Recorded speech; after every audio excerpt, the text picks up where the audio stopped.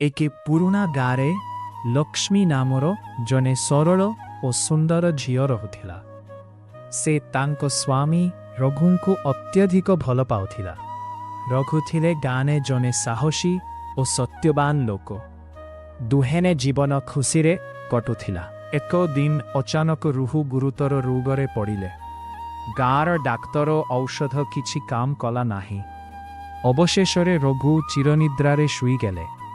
लक्ष्मी दुनिया अंधार होई गेला। सती हेले तुमे पवित्र हबु, स्वर्ग पाइबु। आमर परंपरा को सम्मान दियो एवं एही पथ को ग्रहण कर। एहा ही तुमर शेष कर्तव्य अटे। प्रेम कण जीवन को समाप्त करिवार नाम किंबा सेथिरे स्मृति को नहीं जीवन को आगकु बढ़ाइबार शक्ति अछि। मु सती हेबि नाही। मो स्वामी मोते जीवन को भल पाइबा सिखाइथिले, मरिबा को नुहे तो थाक देला। तांकर एही कथा समस्तंकु आश्चर्य करदेला। किंतु तांकर साहस देखि आउ अनेक महिला मने शक्ति आसिला। लक्ष्मी परे गाँर शिशुमानकु पढ़ाइबा आरंभ कले और निज जीवन को नुआ अर्थ देले।